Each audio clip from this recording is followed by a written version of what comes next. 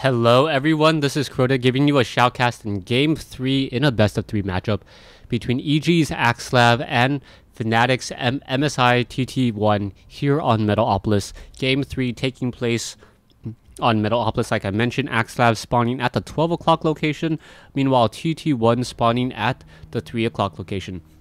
Now this is going to be relatively close spawns here on Metalopolis, especially for Protoss. Protoss has the ability to really utilize these ledges here to walk units up and down with those Colossus or warp in units on that low ground. So as soon as you warp in units along this low ground here, it's a very short walking distance until you can get some damage over here as well.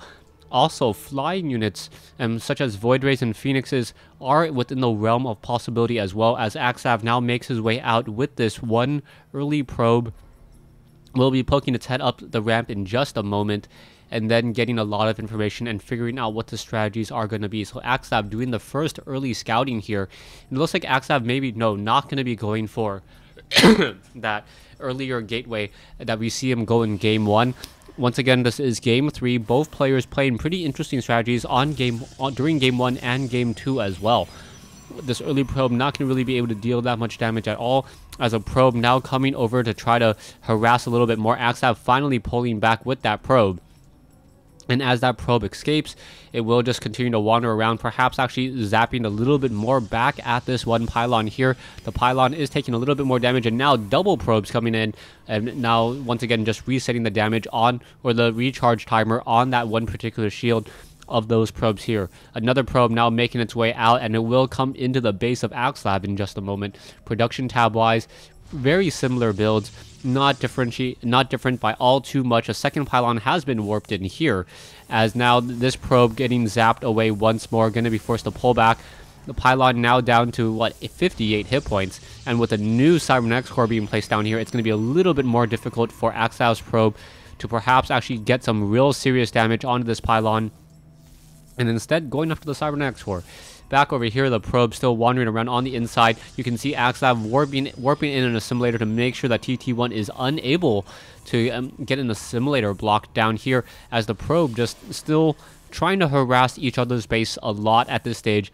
Not much really happening other than that, as now we are finally getting a new probe, and wow, this pylon down to 96 shields, but not in serious danger at all. The probe now wandering around through this group here. Perhaps it can steal some minerals of its own from the collection of the mineral fields and then make its way back out. Stalker now being chrono boosted out by Axslav. Most likely the same story. No, TT1 not chrono boosting the Stalker.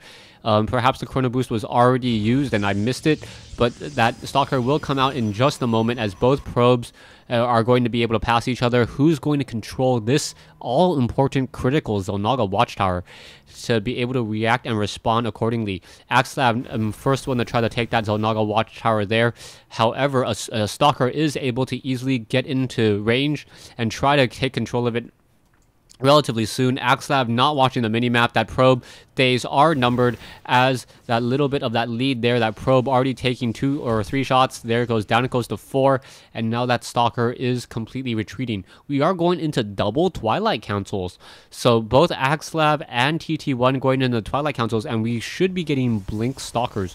This is always a very dangerous opening, the Blink Stalker opening, because of 2 reasons. One reason is that it allows you to get closer to DT tech, and if both players go for that particular route, DT techs deal a lot of damage, since most of the time you forego going to robotics facility for that Twilight Council. Stalker's now just wandering around back and forth. One pylon over here. As I mentioned earlier, it looks like Axslav going to do the same just as well. Axslav a little bit behind once more, and I believe he's going to be supply locked again. This is a little bit upsetting, as Axslav sitting at 32 over 34, no longer producing probes, and now getting some additional gateways up, and now simply waiting to convert into warp gates. He is not going to be able to do anything else there, trading up those probes, and as soon as that warp gate tech completes, he will be able to warp in units along this low ground. Axslav does have a decent number of Stalkers here, 4 Stalkers against 3, and that is going to be a very, very strong number for Axslav. Axslav being very careful, and now dealing damage towards that Stalker, who may get off that first kill there, trying to chase it down, but now it's going to be a group of 5 Stalkers, and down goes 1 Stalker. So the first damage and the first true blow dealt by Axslav, as more Stalkers now coming back in. TT1 now getting to 42 over 50, Axslav at 40 over 50. Army-wise, we are exactly even at this stage. Harvester count, we have 28 versus 26, slightly higher for TT1, which will help him out in the long run. Production-wise, we are now getting more Stalkers continuing to warp in as well. The probe at the Xel'Naga Watchtower going to get shot down very easily once more. And now 2 probes and 2 workers lost. So that is going to have an effect, as well as the Stalkers now getting some damage onto those units on the low ground there. TT1 also has Blink as well, so this is going to become a very, very dangerous game of who is actually able to get that damage first. Stalkers are just battling out back and forth, and oh, the lower hit point Stalker is still in the front group there, as both sides using Blink Micro to make sure that no units are lost.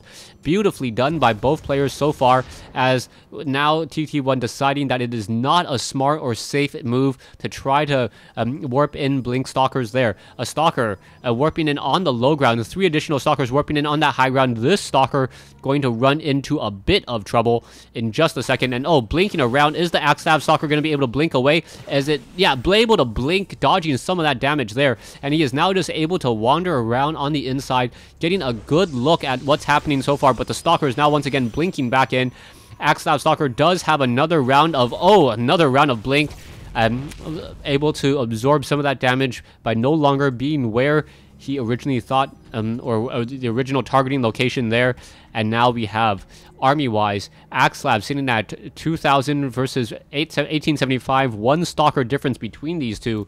But the income difference should tell a little bit of a different story. It looks like both players are essentially almost maxed out, and that shouldn't be the case. TT1 should have a slight mineral advantage. I think it takes 32 probes, or is it 30 probes exactly to completely saturate with diminishing returns, as Stalkers are now making their way around still. No one has yet tried to do an expansion, as an expansion against Blink Stalker is very difficult, as the Stalkers are able to get in their damage and then retreat very quickly. And as TT1's army now just slowly blinking away, trying to get back home in a rather large hurry. An observer now making its way over, and we also have Axslav going for a Warp Prism. So Warp Prism coming online, and oh, this observer going to reach the party at just the wrong time. An observer now going to be popping out right there. He sees the bulk of the army, needs to escape, needs to get away, and in comes the observer. Now the observer reveals the other observer, and now down it goes. So that was a very heavy loss there, as perhaps the Warp Prism will get revealed. Will it be revealed as TT1 now wanders around? The Warp Prism is there, going to pick up some Stalkers, and this is going to be a problem. We do see a Chrono boosted observer now trying to make its way out. He can see the little bit of a flicker there. TT1 may lose his observer as well, as the observer needs to fly away from the other observer, not necessarily outrun the Stalkers. The observer able to hide off over here, as the Warp Prism now wandering around.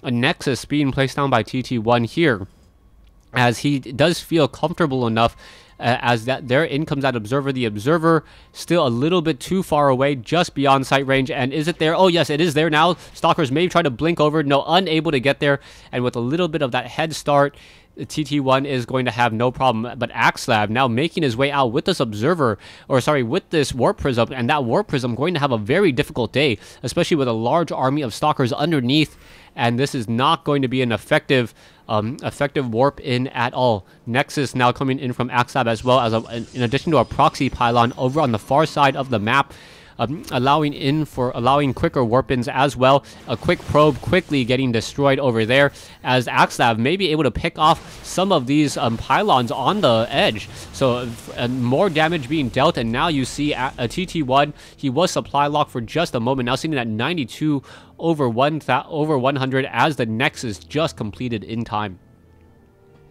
So Axslav making a round with this army, the 2 additional pylons warping in here, and are we going to have an engagement? That's going to be a very, very difficult engagement. There are Immortals, and with no, oh, there you go, there's a nice blink, getting off and picking off 1 unit there. The Stalkers could have turned around and focused down perhaps a couple of the other Stalkers as well.